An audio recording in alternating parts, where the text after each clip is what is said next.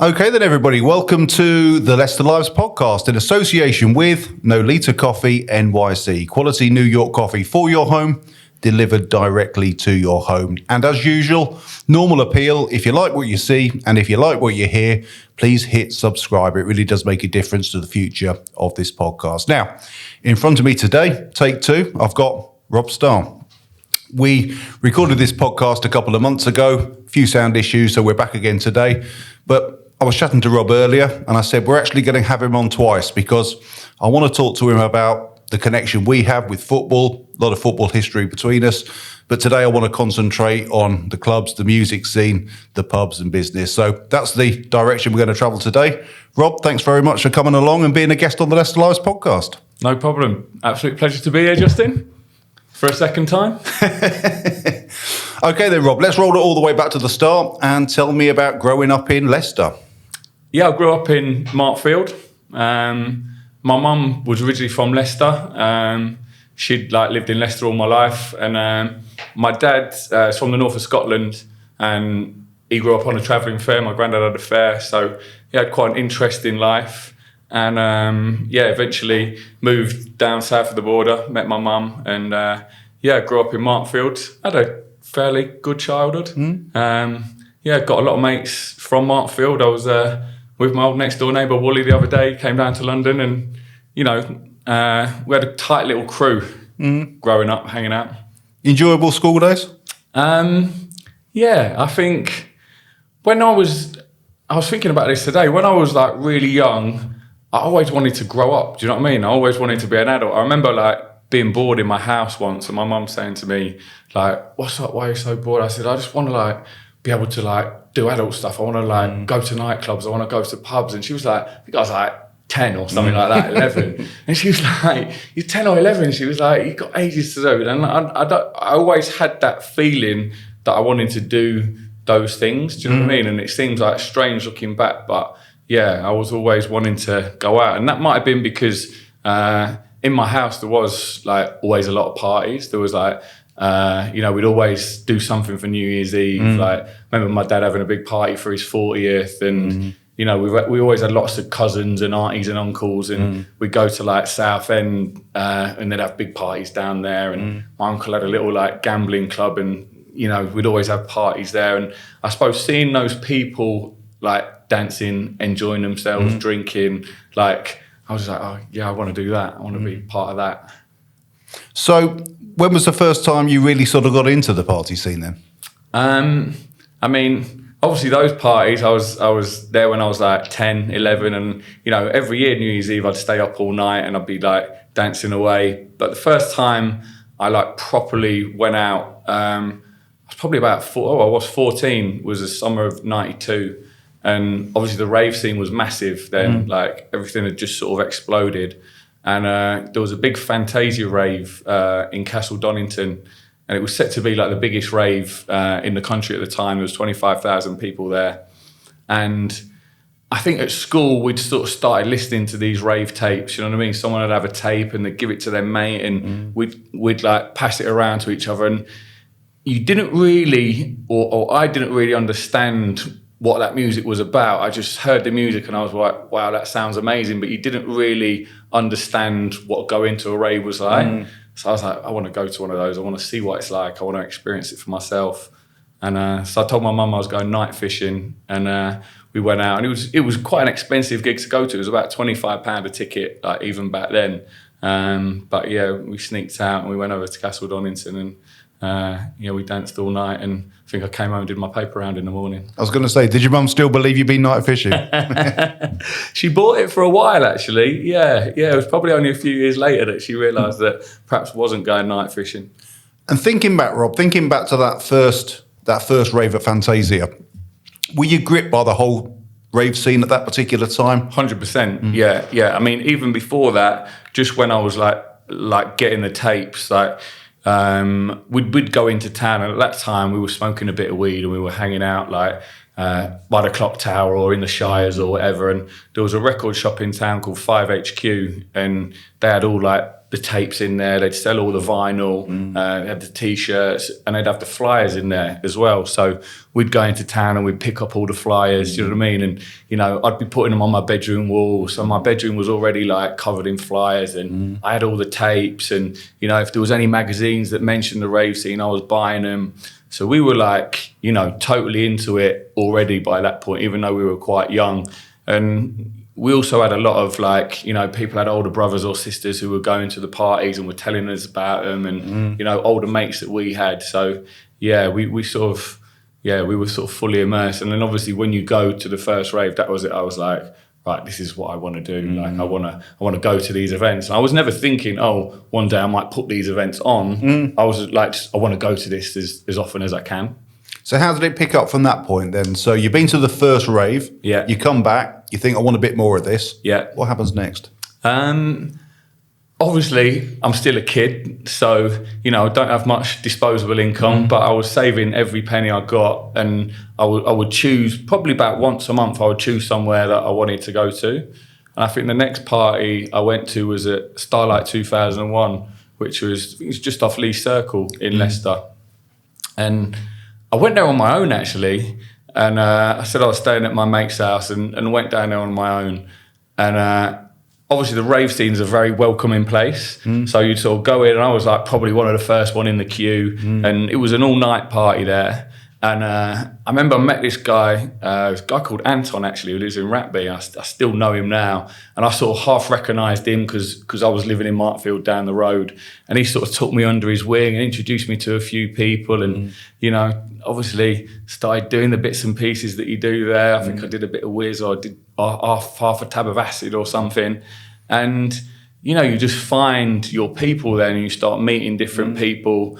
And at the time I was also going into town, and I was going to, you know, bars around Leicester as well.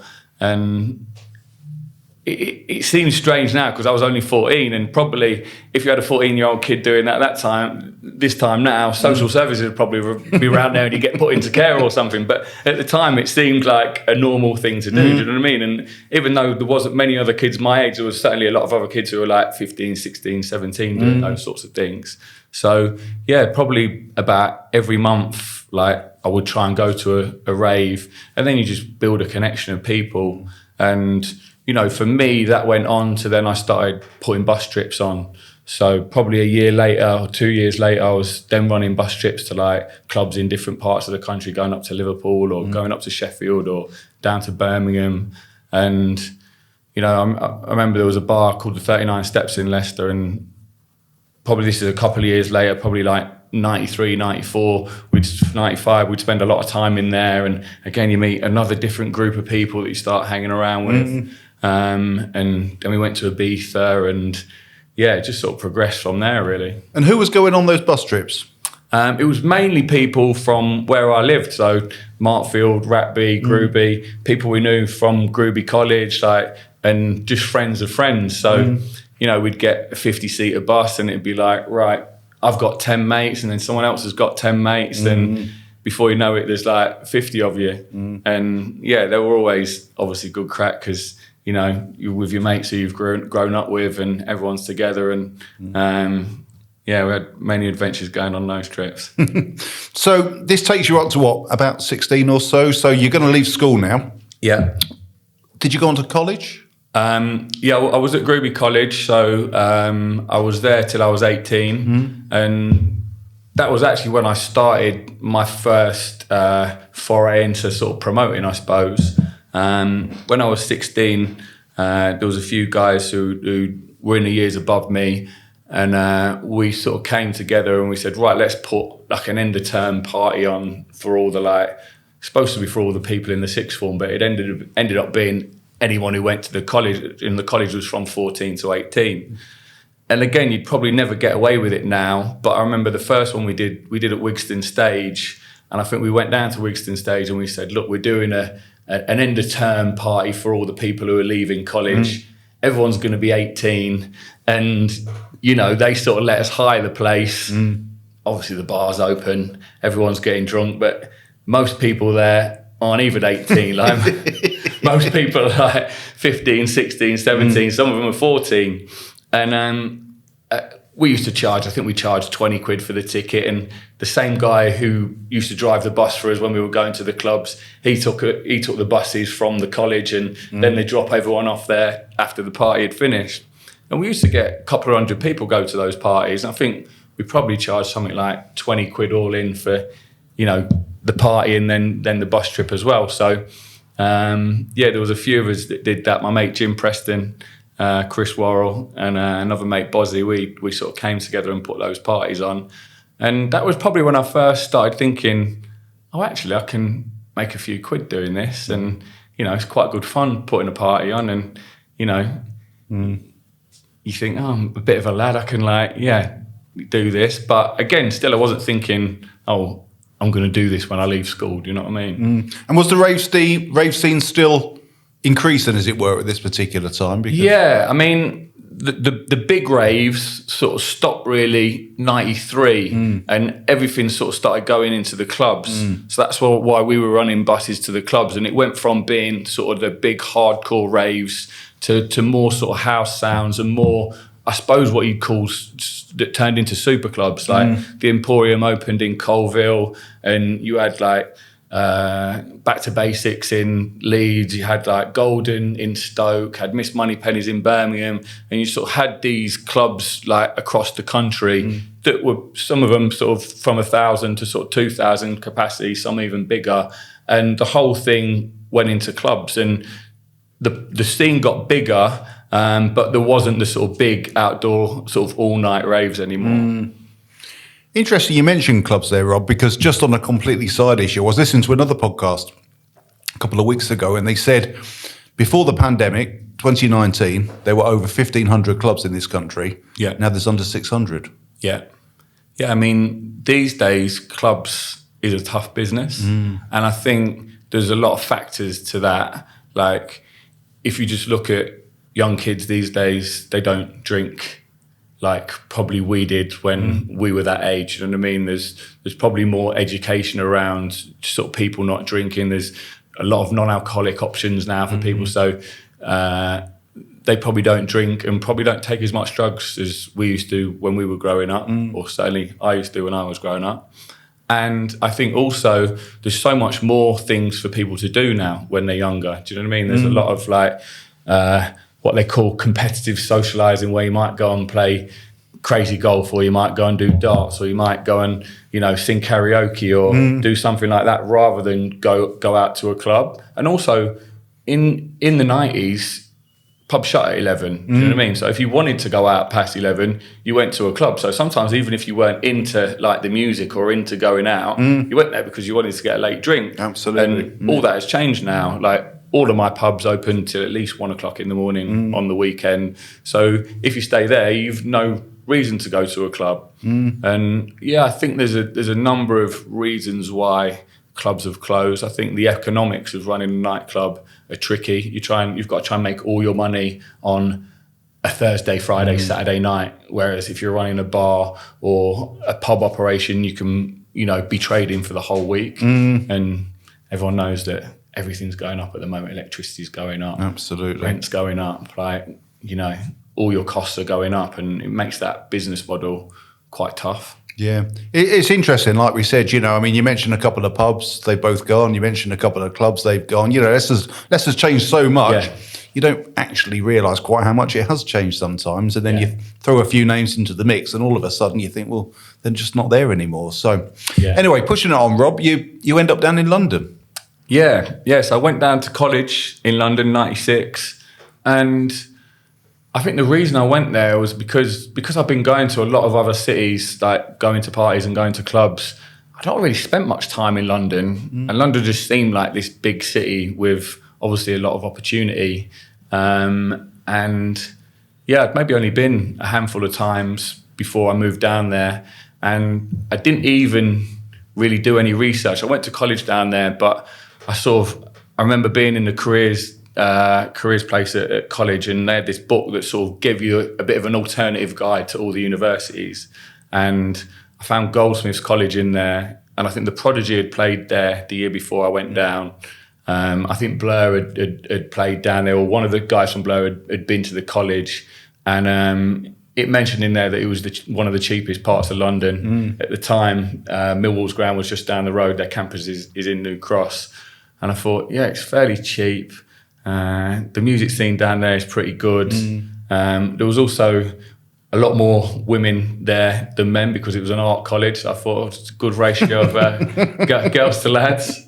And yes, I decided to go down there. And the first time I actually got to the college was the day I started, basically. And how would you describe your time at uni? Were you studying hard, or was it more about the party scene? I was grafting, yeah. I was like, you know, nicking a few quid where I could, and I was putting parties on, and I was, just experiencing the life of being in London. And, you know, I wanted to get a degree. That was what I went down there for. So wasn't like I didn't study, but, you know, I think I did 8 hours a week. I think that was all the time I had to actually be in like lectures and do stuff. So, you know, I was playing football, like we played football every Wednesday and Saturday. At the time I was still coming back to Leicester quite a lot because I was still had a lot of friends here, and I was still going to watch the football as well. So yeah, I certainly enjoyed life while I was there. It was a bit of studying, but... And you finish uni, so are you now thinking, I'm going to go in the direction of the clubs, I'm going to go in the direction of the music scene? Or do you just think, I'm just going to get a job? I thought I'm just going to get a job because still at that point, I never thought, oh, I can make this industry like my life. Do you know what I mean? I can get a career like running clubs or being a promoter or working in clubs. And I think, you know, that maybe comes from nobody ever saying to me, do what you love or do something you really enjoy. And yeah, for me, I was like, well, you know, I've got to get a job. And it's interesting actually, because probably the only person who ever did say that to me, I sort of really ignored their advice. I remember I was living in Leicester, and there was a chap, Greg Chapman, and his dad used to live across the road. And one day me and him were digging up Christmas trees like for his dad. And he said to me, he said, what are you going to do then when you go to London and go to uni? What are you going to do when you finish? And I was like, I just want to get a job. And he says, well, what are you going to do then? I said, well, I just want to earn as much money as I can. Like, and that's all I was focused on was earning money. And he said, yeah, but you've got to do something you enjoy doing. And it was the only person in my life who'd ever said that to me. He goes, you're going to work like a lot of hours in the day, like you've got to enjoy it. And I sort of thought, I just want to earn some dough, do you know what I mean? I was just like, not even taking what he said seriously. And it was only when I got my first job, I got a job doing IT recruitment. And a lot of people there, this was just before the year 2000 thing where, you know, everyone thought the world was going to melt down, like, because, you know, they couldn't cope with the 99 to the 00. And so everyone wanted IT consultants to fix like all their IT problems. So I went into that, and there was kids there earning like 100 grand a year back then. And I started there, and it was one of the most boring like jobs I've ever done. It was a sales job, and you were literally on the phone all the time trying to either sell people in to do jobs or trying to find out who had jobs to sell people into. And I was like, oh my God, I don't know if I can handle doing this. And I think I lasted there for 6 months. And I never forget it. I got a call while I was there, literally like into the office. And I think it was either my mate or my mum who called me. But I found out that one of my really good mates had died. It was a guy called Adam Turner. And he was one of my best mates, Ryan, who was best man at his wedding. It was his brother, and we'd all grown up together. And him and his girlfriend like tragically died in a car accident. And I remember getting the call and going, wow, like, you know, life is short. And there'd been some guys from Groovy who died in a minibus crash a few years before. And we'd also had another friend who committed suicide. And I think I'd been to like 5 funerals like before I was like 22. Crazy, yeah. Yeah. And when I got that call, I was like, oh, what? Like, life is short. It could end tomorrow. Do you know what I mean? Why aren't I doing something that I love doing? And I'd been offered a job at this new nightclub that was opening called Home. and it was started by some of the guys who founded Cream, and they had a nightclub in Sydney in Australia. They were doing a night in Ibiza every Sunday. And I was like, well, let's go and do that. That's what I love doing. I love parties. I love promoting. I love like going to clubs. And I literally quit the next day and I went and worked at home. And that was when my life, I suppose, started to change. That was when I went from thinking I need to get a job to earn money and make money to, you know, I can do something I love, and it doesn't actually matter how much money I'm earning. As long as I've got enough money to get by and I'm like, you know, doing what I love, then. That's what I was going to ask. So what are you actually doing at home, and what's the salary? Not an exact figure, but what was the salary like compared to the IT job? Initially, I was sorting out all their flyers and posters. And this was a time when, you know, all club promotion was done through fly posting and through putting flyers in record shops and clothes shops and all the rest of it. So I was basically responsible for their sort of promotion, street promotion as we called it. And I think I was getting paid maybe like 17 grand a year, 18 grand a year maybe.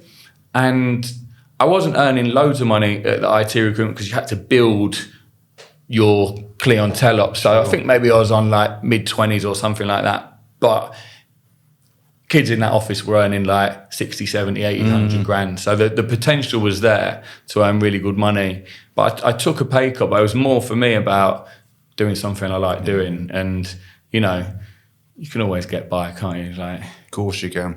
So how long are you at home for? What happens? You're there doing the flyers. Yeah. Eventually, I started running the Thursday night. They had a Thursday night called High Rise, which was a student night. And eventually they sort of put me in charge of that. So I ended up booking all the DJs, like still obviously doing all the promotion for that. And yeah, I was also, they did a festival called Homelands Festival. So I'd also get involved in that. I'd do some stage managing when the festival was on. Worked out in Ibiza for them as well. So just learning lots of different aspects of the business, really. Unfortunately, home got shut down, got raided a few times by the police. There was various rumours about other clubs in London that were trying to sort of sabotage that operation. But the long and short of it was that their costs were very, very high. They had a big 7-storey site in Leicester Square, and it had a restaurant, a members bar, 4 levels of club. It had a cafe. So the rent was like, prime real estate. Astronomical. And it got shut down by the police. And I think while they were shut, they couldn't afford to keep the operation running because they had no income coming in. And unfortunately, they went bankrupt. So the company went into administration. I obviously lost my job. And then I was like, well, you know, let's see if I can do something on my own. Let's see if I can, you know, start putting my own parties on, start doing my own thing. And yes, so I started doing that.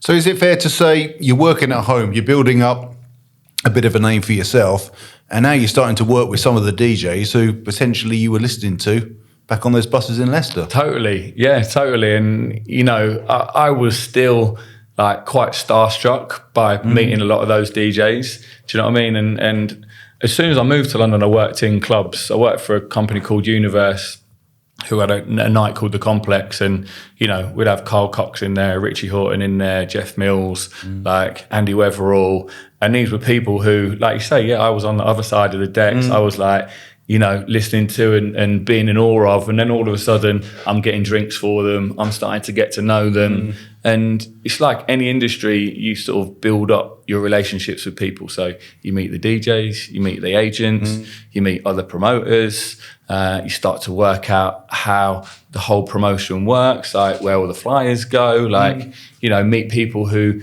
like myself, might be able to bring a coach load of people, or might be able to bring, you know, 20 of their mates, 30 of their mates. And just out of interest more than anything, Rob, is it still a friendly scene when it gets bigger? Because you said about you're down at Starlight 2001. I mean, it was a smallish venue in Leicester at the best of times, wasn't it? Yeah. You know, but you said how it was a good vibe. It was very friendly. When you get to these sort of bigger clubs with the bigger DJs, still friendly? It is still friendly, but it does obviously lose some of that magic, if you like, or that essence, because obviously the bigger an operation gets, the more commercially driven it is. And when you've got a club in the middle of Leicester Square and you've got to pay a huge rent, you're, I suppose, looking at the bottom line. Whereas maybe if you're running a smaller club or a smaller night, it's all about the vibe, it's all about the party, it's all about creating that atmosphere. And I think that was what really led me to I started doing sort of more illegal parties, more original, back to sort of DIY parties, because home had got really big. A lot of the clubs in London were quite big at the time, and I thought it got a bit impersonal, do you know what I mean? And the whole super club thing really did implode a little bit at the end of like the 90s and the start of the 2000s. And, you know, at that time as well, a lot of the kids growing up weren't necessarily into going clubbing, and, you know, live music took more of a sort of front seat. And so, you know, a lot of those clubs and the big club brands that were around at that time started to sort of die. And we set up a little small club around about 2003, 2004. And we went right back to basics, and we were right, we'll take over a warehouse, we'll put a sound system in, we'll have 400 or 500 people, and we'll go right back to basics. And who were you working with at this time? That was a night that we started called Mull It Over. That was myself. It was a girl called Kelly Love. Geddes was our resident DJ, alongside another chap called Jafar. And the way that came about was I was looking for a warehouse. So I was scouting around London thinking, where can I find that? And I wanted it to be a semi-permanent space, somewhere that I could do parties maybe like once a month and just keep putting the same party in. And that was inspired really because there was a few of those sort of, you know, illegal clubs that were around in London. There was a Scottish guy called Gary who had a place called Dovebridge Studios, and that was in the middle of Shoreditch, and he used to operate that Thursday, Friday, Saturday, Sunday night every week for probably about 3 or 4 years, and he never had a license, and it was like totally under the radar. And there were some other parties called Hoxton Pimps that we went to, and they'd rock up on a bank holiday weekend, and they'd open on the Friday of the bank holiday and they'd close on the Tuesday, and it'd be like a revolving door of just people coming in and out. And I was seeing these parties going on, and I was going, I could do a bit of that. So I found a space at the bottom of Brick Lane, near the old Gate East tube station, and the landlord was a really nice guy, and he said, look, I'm up for you doing the parties in there. He said, but I've got this warehouse space at the back that was sort of turned into a flat. He said, if you rent the flat off me, he said, you can do warehouse parties in there was a shop, 2 shops connected. He said, you can do warehouse parties in the shops. So I think I rented the flat off. It was a big 2-bedroom sort of space with a big roof terrace. I think I rented that off him for like £1,000 a month. And then I used to pay him 500 quid every time I did a party in the space next door. And that party was called Mull It Over. And I think we did one Mull It Over party, and I maybe did 4 other parties in that space until the police raided it, and that was the end of that one. And was that a tip off, or had they just got you on their radar? We were probably taking the piss a bit with the noise, and it was down an alleyway, the entrance, so you couldn't actually see where the noise was coming from. It wasn't immediately obvious. And I think probably they'd had a few complaints, probably couldn't find where the music was coming from or couldn't find the party. And I remember one day we were sound checking, and it must have been a neighbour who sort of complained, and we were sound checking in the day. And yeah, when we finished the sound check, we had like a knock on the door, and about 10 old bills came in. And I think they nicked the landlord as well, because obviously no one was admitting to it. I was admitting it to it being my party, do you know what I mean? And I think we got everybody out. We locked up when they'd gone, and then they must have been on the land registry and found the landlord, and they took him in and gave him a bit of a grilling. Fair play to him, he didn't say anything, he didn't drop me in it. So. Yeah, it had a good few quid out of it anyway. A couple of quid, yeah. So quite literally, one door closes, but more doors open. Yeah. And I think at that point, I decided when home shut, I was like, right, I want a nightclub. That was my goal. And obviously I'm like probably 22 at that point, 23, maybe something like that. I haven't got the money to buy a nightclub. And I was like, right, I'm going to take 5 years. I'm going to put on parties. I'm going to get a job. I'm going to try and make as much money as I can in 5 years. And I'm going to try and buy a nightclub. And that was like my crazy like dream that I had. And so those parties were like the start of me putting on parties with the eventual aim of getting my own space. And when did you get your own space? It was pretty much 5 years later. I was 29, and I'd been doing mullet over 5 years at that point. Well, no, probably less than that, 3 or 4 years. And I'd saved up a bit of money. I had another guy who was a promoter in London called Richard Smith, and me and Richard were going to buy a nightclub in Whitechapel called the Rhythm Factory. And there was a chap called Bernie who owned it. And it was a small club, it was about 250 capacity, but had an all-night license. And I'd done a couple of parties there myself anyway, so I knew Bernie quite well. And we convinced him to sell it, agreed a deal. We were going to pay him about 250 grand for the lease, which decent bit of money. And it was with solicitors, it was all going through. And in the end, he pulled out and he said, no, I don't want to sell it. I want to keep it. And we were sort of, what we're going to do now? And tried to convince him, but he didn't want to do it. So we looked around, looked at some other places, but nothing was quite right.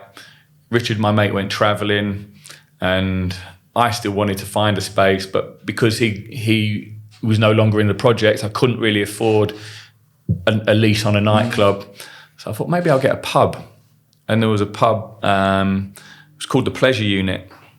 It was in Bethnal Green, and it was a gig venue, and they built like almost a room inside the room in the pub, and like obviously to soundproof it and turn it into a gig space. And the Libertines played there, and a lot of those sort of indie bands of the time were playing there.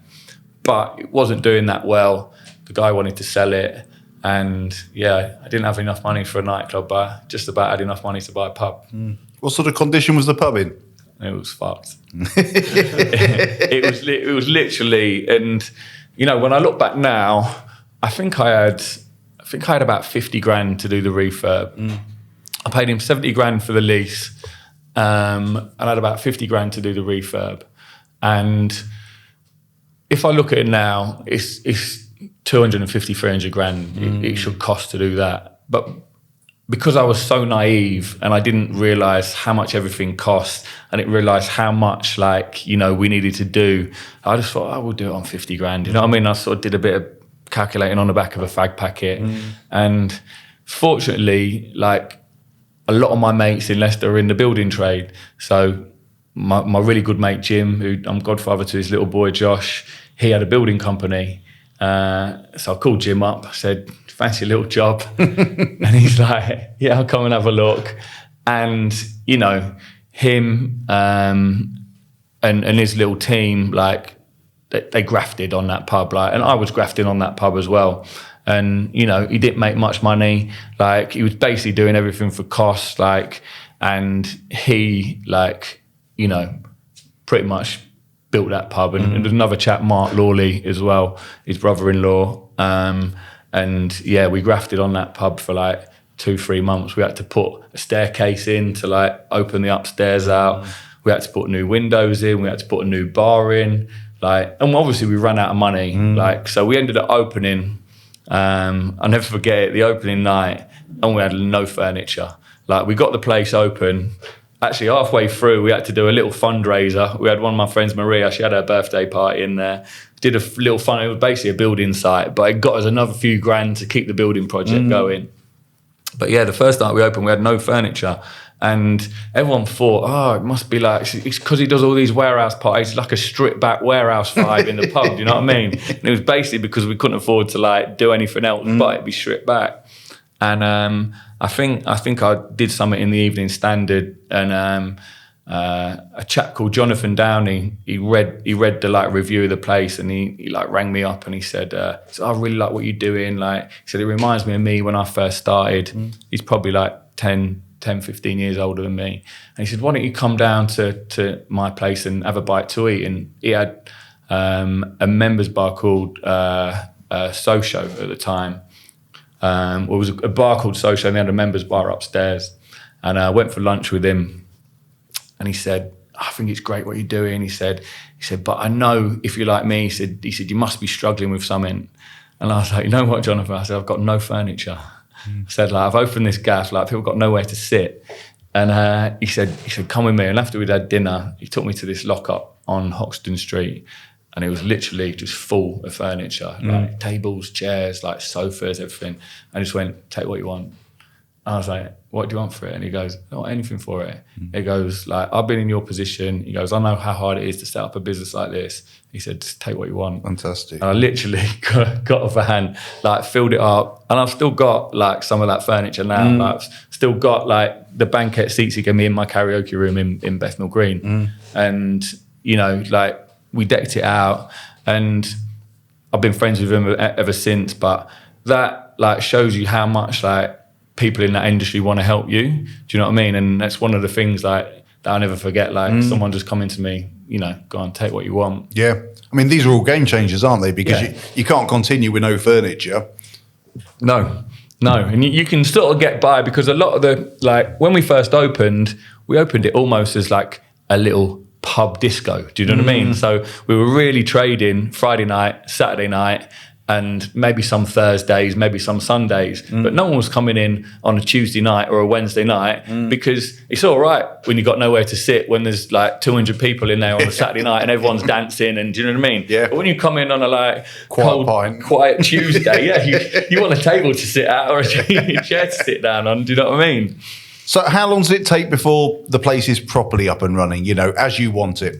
I mean, I was lucky with that venue. It was busy at the weekends from the get-go. So because I've been promoting, I knew I could get the right DJs in, the right bands, the right, like, you know, clientele were going to come.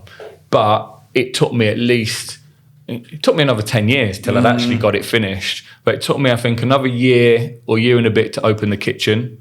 So it was a year before we started doing it, because I always wanted to do food, but I couldn't afford a kitchen. So we had to make money, like that money, then we'd buy a cooker, and then we'd buy this. So it was at least another year before I got the food on. It was probably another 2 years till it sort of settled in to be more like the venue I wanted it to be. But then, yeah, I think I did a refurb on that venue like 5 years ago. And then I was like, okay, this is what it originally, I originally wanted it to look like when I first opened it. So you get this place up and running, but it doesn't stop there. No. What happens next? You know, pretty soon I realised that, and I have to say, sort of from the start, I was never managing the pub or working in the pub. Like, I'd do the odd shift behind the bar, and when we very, very first opened, I was managing it, and I was managing it like I used to run my legal raves, you know what I mean? And at the raves, like, I'd give everyone drinks, everyone would be doing shots, everyone would be in the party, do you know what I mean? So, and I thought that's how you ran a bar. I thought, you want to keep the staff happy, like everybody have a few drinks, get a bit drunk, do you know what I mean? And that's okay probably when you're doing a rave and, like, you know, it's that kind of operation, but you can't really run a bar that's operating 7 days a week like that. So pretty soon I realised, okay, that's not the right way to run a business, and I got a manager in. I got a guy called Dan Beaumont who's now got his own very successful bar called Dalston Superstore, and he's also got a series of pizza restaurants as well. So yeah, he was a good person to get in at the start. But the problem is, as a business owner, when you're putting a manager into a place and you're employing all the staff, like, there isn't that much money left for yourself, like, unless you're doing really, really well. So I thought, okay, well, if I want to make this business successful, I probably need more than one pub. So I was like, I'll get another pub. And we got another pub in King's Cross, which is where the problem started. And this is the Star of Kings, yeah. So what was the problem there? I'd got a little tip off that King's Cross was going to get redeveloped. My mate Steve worked at the council over in Camden, and he said, yeah, the whole of King's Cross is going to get redeveloped, because anyone who went to King's Cross in the 90s or the early 2000s will know King's Cross. The back of King's Cross station was a bit of a shithole. Yeah. You know what I mean? There was a lot of really good clubs there, but then there was a lot of prostitution. There was a lot of crime around there, and the pub that we operate was right at the back of King's Cross station. It's about probably 15-minute walk to the station, and it was in the middle of nowhere. All of the industrial area around it had sort of stopped. The clubs had all closed. And it was about to get redeveloped, or there was talk it was getting redeveloped. It hadn't been finalised. But on this tip-off from my mate Steve, I opened this pub in the middle of nowhere, and everyone thought I was mental. They were like, why are you opening a pub there? There's nothing there. There's no footfall. There's no one going there. And fortunately, it turned out to be a great decision. But at the time, my pub in Bethnal Green was doing really well. It was making really good money. My pub in King's Cross was losing all that money. So at the end of the week, I'd have a really good week there, and I'd have to take the money and take it all to King's Cross to pay the staff, to pay all the bills there. And I thought, what have I done? I've got a really good business and I've turned it into a really bad business. And, it was very disheartening at first, because I thought, have I made a terrible mistake here? Because I'd also done quite a big refurb on that pub as well. And the brewery, it was owned by a brewery at the time, and they put half the money and I put half the money in. But yeah, for 2 years, it lost money for the first 2 years that it was operated. And then everything started to change in that area. They granted the permissions to start all the works on the redevelopment. I think Central St Martin's was the first thing to open there. And I think the Guardian offices was the closest building to us, and they pretty much kept us ticking over for the first 2 years that we were there. But then when Central St Martin's opened, obviously we had a load of students come in, and then gradually offices opened, other businesses opened, and you walk around there now and it's absolutely amazing. There's people there all the time, and it's a really vibrant area. But yeah. But you're still involved with the parties? Yeah. So at this time, I'm still putting events on. I'm still doing Mull It Over.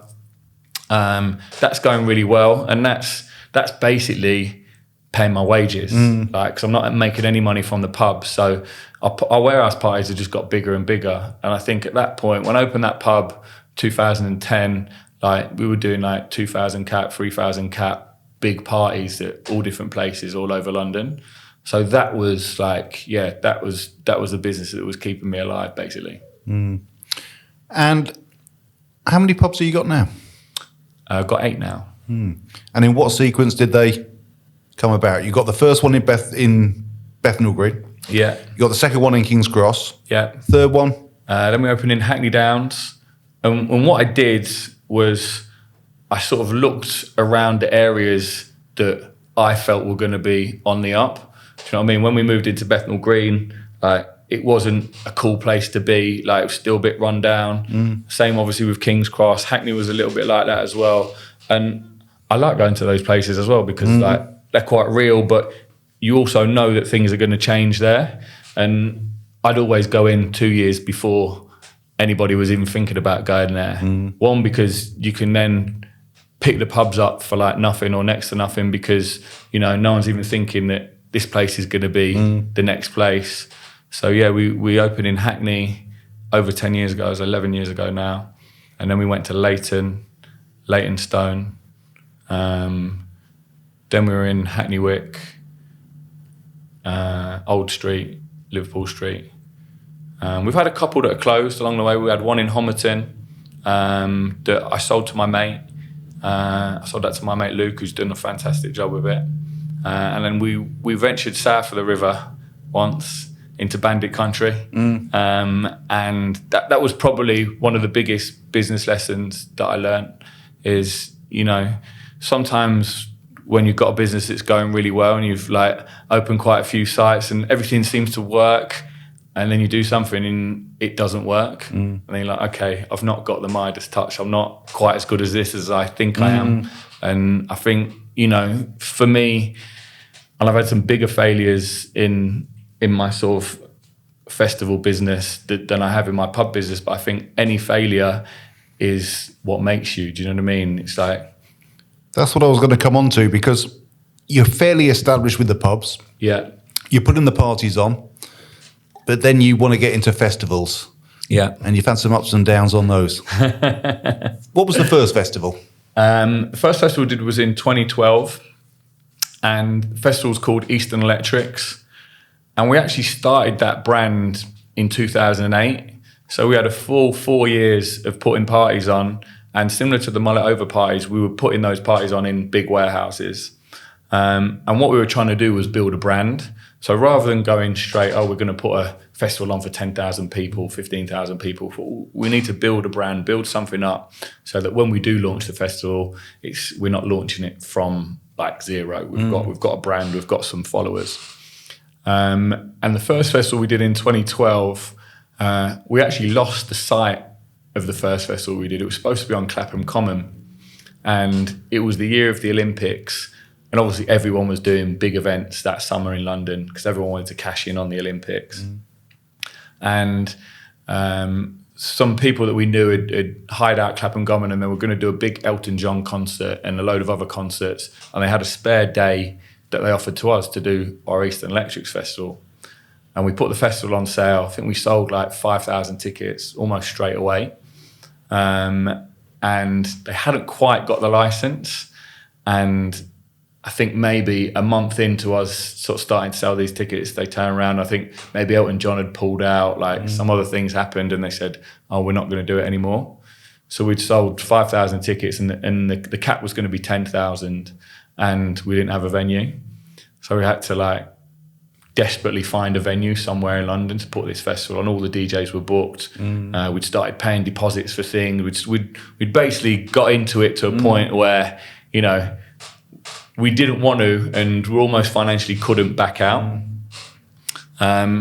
So yeah, eventually we found a site, and these Dutch guys were doing something next to the Dome in Greenwich, and they were putting on a big sort of 3-4 week long event where they'd have people who were coming out of going to the Dome to watch. I think they had the basketball on there. They would come, and they'd come to this like sort of big festival type arena, and they were going to put lots of live music on. And I think we paid them 50 grand to use the site. And maybe about a month before the show, they went bust. Obviously kept our 50 grand. Yep. And again, we were without site. And I was like, what are we going to do here? This could be over. We'd sold out by then. We'd sold all the tickets. And we basically had to go into like, you know, action stations. How are we going to make this happen? And even though they went bankrupt, they still had the license for the event. And basically, they had this office. It was on like the 10th floor of this little block next to where the Dome is, and had a very interesting conversation with the Dutch guy who had this license and also had my 50 grand. And I think basically involved telling him that he may well go through that window if I didn't get that license in exchange for him keeping my 50 grand. And, you know, fortunately we agreed a little deal, and we got the license transferred to us. But even from then, like, the police didn't want our event to happen, obviously because it was a big rave next to the, you know, one of the main like Olympic sites. And it was also on the day when I think England won like 10 gold medals that day, or 8 gold medals or something. And there was lots of things happening all over London. Super Saturday. Saturday, yeah. And basically the Met didn't want a big rave happening on that day. So I remember we had G4S doing our security, and someone from the Met told G4S to pull out of our security, literally, I think 2 days before the show. So we got a call from G4S saying, we can't do your security anymore. And we were like, why? What's going on? And they were like, we just can't do it. We're too busy. And we're like, well, why haven't you told us like until now? And yeah, basically the Met said to us, you need to have an Olympic approved security company to do your security. Otherwise, we're going to withdraw your license for the event. And obviously, it's the busiest day of the Olympics, so all the security companies are doing shows. And fortunately, we knew one of the security companies because they did some of our raves for us, and they managed to get 80 bodies or 100 bodies or whatever we needed to do the show. But it was a bit of a baptism of fire, as they say. But it all came out in the wash. All came out in the wash. We made no money. We sold out, and because we'd lost our venue hire money, we'd had some other things go wrong. We had to basically, build this festival site for 2 days, which was supposed to be there for 3 weeks. And I think we just about broke even on it. And I bet it's one of those as well, being in business myself, where everybody thinks you're absolutely minted after this event. Of course they do, yeah. In fact, you've only just got it over the line. I mean, everyone's doing the maths. Oh, it's this much for the ticket. We've spent that much at the bar. You must have made 2 million quid on that show. Yeah, I mean, it's always the same. But yeah, I mean, with the festivals, and I talk again about, getting confident when something goes well, because we'd sold the tickets so quick, the following year we thought, we could do something much bigger. We could we could probably do 20,000 tickets. And we couldn't get a site in London. So we actually went further afield and we went to Nebworth, which obviously people will know from, Oasis doing their big show, Robbie Williams doing his show. So this is how Charlie Big Potatoes we thought we were. We'll go to Nebworth, do you know what I mean? We'll sell that out. And for 2013, we hired Nebworth. We decided to do a 3-day camping weekend for 20,000 people, which I think was costing us, it was over 2 million, the whole cost, 2 point something million. And we lost our shirts properly on that one. And that was probably, in my business career, that was the lowest point I've ever been at. It was, I was literally waking up every day in a panic about how I'm gonna one, pay for this show, 2, get the money back when I have paid for it, and 3, keep everything moving along. And we were basically funding the show with no money. We didn't have loads of money in the bank to bankroll in it, and we were funding it by borrowing money from people, by using the ticket money that people had spent, and trying to cash flow things like that. So it would have been very easy, Rob, after the Nebworth experience, to think, I'll never touch in festivals ever again. But you did. I did. And I suppose there's another story to that which kept me in the game, so to speak. And to keep that show going, I had to borrow £250,000. And I think there was one big element to that show, and that was the police bill. And the police bill for that show was 110 grand. And we were expecting it to be probably 30 grand, maybe 40 grand tops. And the police said, no, we want 110 grand.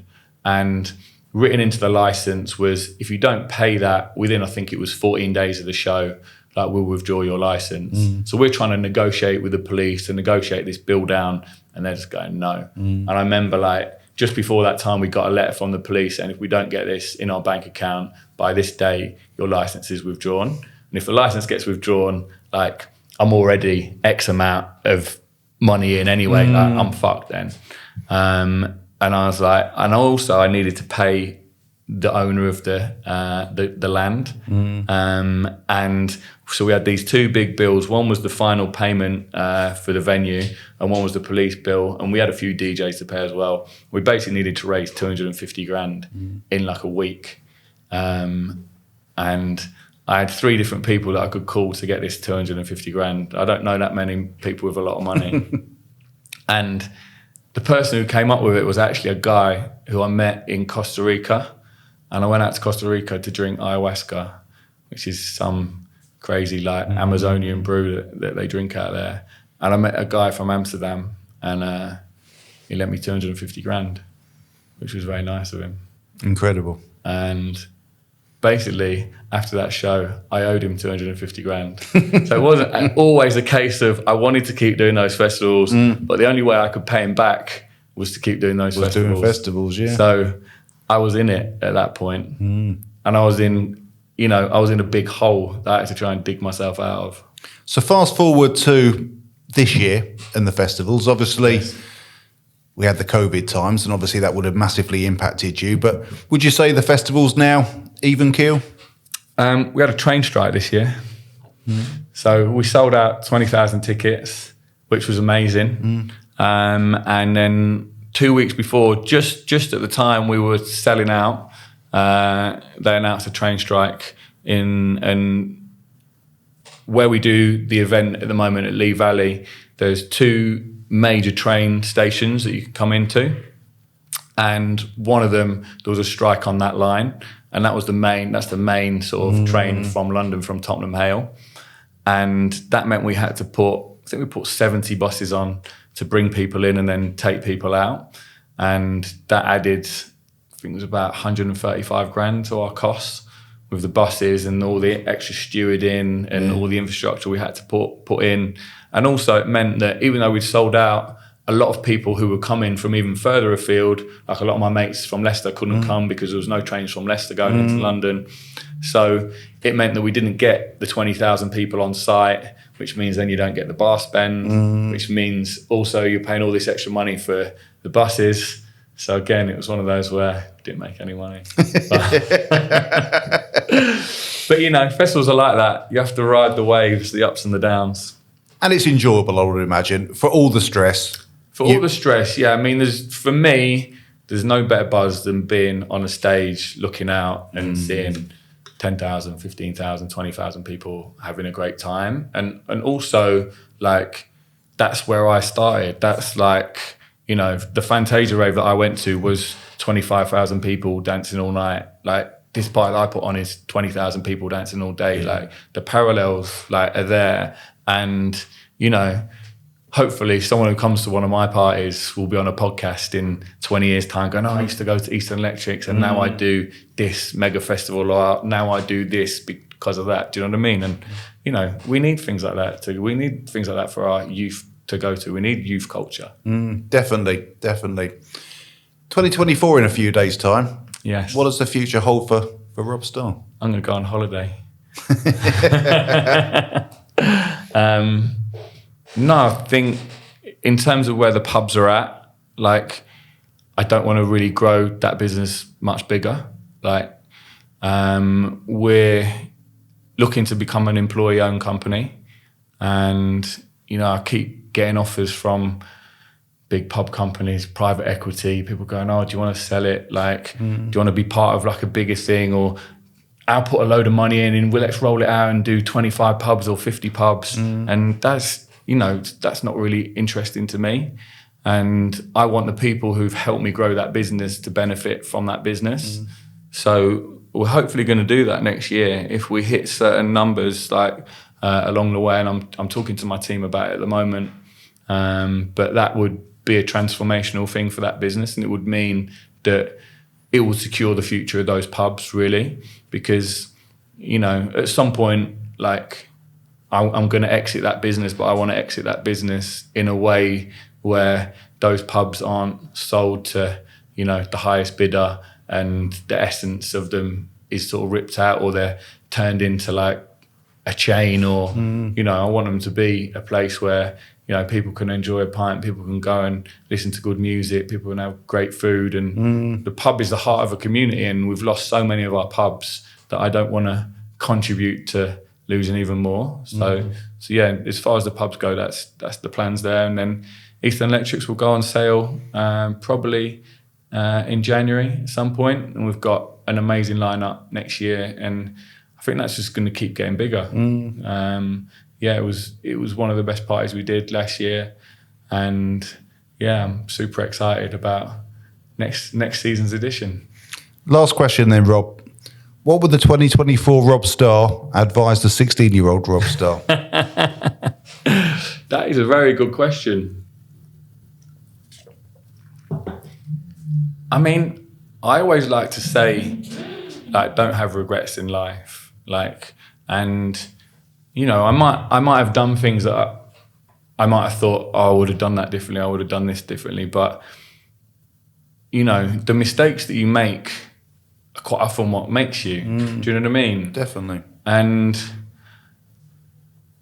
I think the 44-year-old me would say to the 16-year-old, don't like focus on things for the money. Don't like, I suppose, don't do something just because you think that's what is expected of you. And I think that's probably when I was 16, that's what I was a bit more focused on. I was thinking, oh, I need to get a job. I need to like get married. I need to like have a house. I need to like do all these things that I suppose that society told us we had to do when we were that age. And I think I always was like a bit hung up on that until like I realized, okay, I can do something myself. I don't have to go down this road where I get a 9-to-5 job. You know what I mean? I don't have to have the 2.4 children and, you know, the house. And yeah, I suppose I didn't really realize that when I was that age. So that's what I'd say. Do what you want. Fantastic. Well, Rob, thanks very much for coming in this afternoon. Thank you, Justin. Very much half time, because we're going to get you back in maybe in the springtime. And like I said, we'll talk about the football and some of the mutual things that we have in common. So amazing. For now, thanks very much, Rob. Lovely. All the best, mate. Cheers.